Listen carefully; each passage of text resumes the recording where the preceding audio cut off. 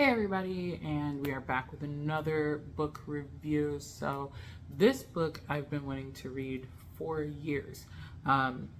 It was a movie, and it's not the best movie, and that is Beautiful Creatures. So the movie came out, I don't know, probably like 2010 or something, sometime around there, sometime when I was in college, and I wanted the movie to be so good, and it was just not. And it had a stellar cast. It had Viola Davis in it and Emma Thompson, like people that are like good.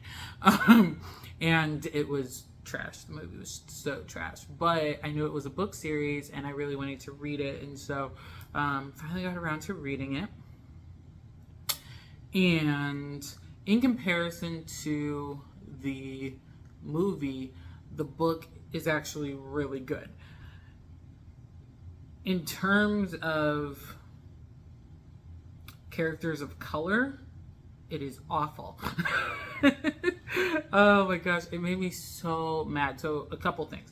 One of those things of where you know that the movie took some liberties, like in my heart I knew that was part of it, but they literally took like all the characters of color that were in the book and just shoved them into one character in the movie.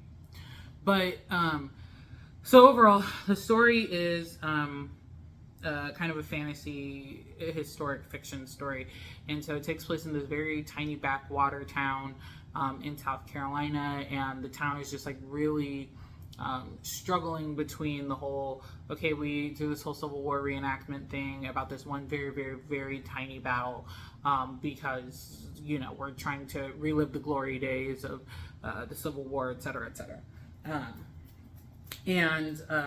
So it takes place in this town, and the two main characters, one is a mortal, so human, and the other is what they are calling a caster, or basically what we would know in our language as a witch.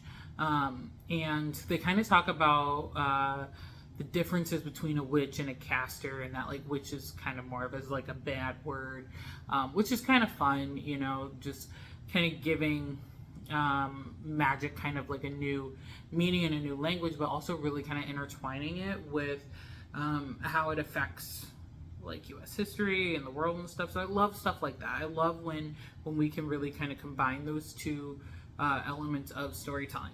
Awesome. However, what I really, really, really, really dislike, and it could just be the author's not thinking through this. This is also clearly part of their own biases and their own prejudices as an author. But I really don't like when we have characters of color who are continuing to embody the kind of mammy personality.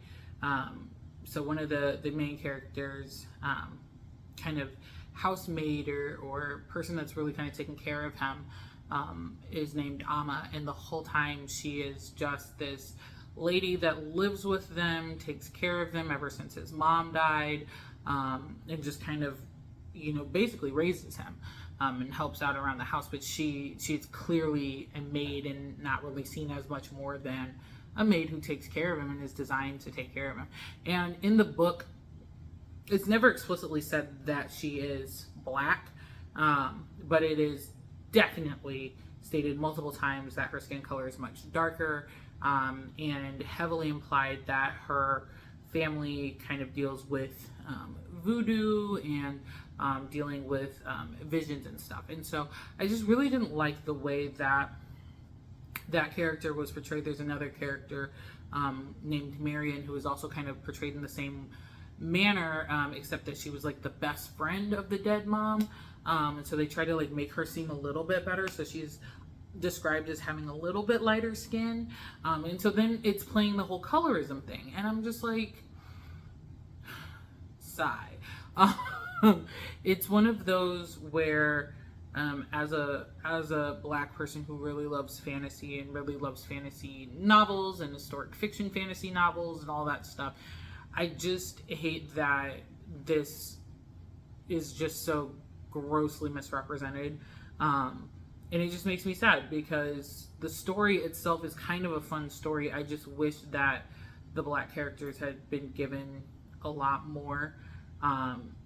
It's very clear that the authors don't know how to properly write for characters of color, obviously, because they are not of color. But also that they don't know how to get out of the stereotypical expectation of the black character is only there to help the white character be better. And I just don't like it.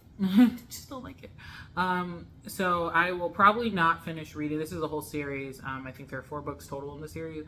Probably not finish reading the series. I really want to, because I like the story, but that just really ticked me off, and it also caused me to take a little bit more time to get through the book because I was so annoyed by that. And I honestly, I don't know when the book was written. It's not too terribly old. 2009, so that means the movie came out in 2012. So the book was written not too terribly long ago. It's not a old book. So we can't chalk it up to, older, past cultural things. This is clearly just 2 steps above not being derogatory. I know I'm going to get a whole bunch of flack on this. I honestly don't care. It's the truth. I am giving this book a whopping 2. I would love to give it something higher just because of the story itself, the weaving of the Civil War and kind of how the main character is okay, but the Civil War, you guys realize the South lost, right? There's all these fun kind of redeeming pieces to it, but I just can't get past that one thing.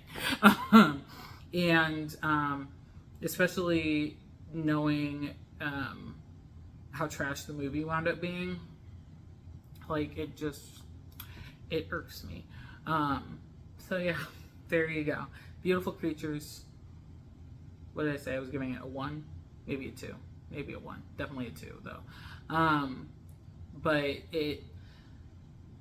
if you're able to overlook it, knock yourself out and read it. But I really can't overlook the clear mistreatment of the characters of color. So yeah. Anyway, that's all I have on this particular book review. Continue to drop books into the comments, and I'm loving hearing from various people that are commenting, whether they're commenting directly under the videos or just sending me messages. That's awesome. Really appreciate hearing from you all. I'm glad you all are enjoying some of the books that I've suggested. So keep on keeping on, and I will see you next time. Bye.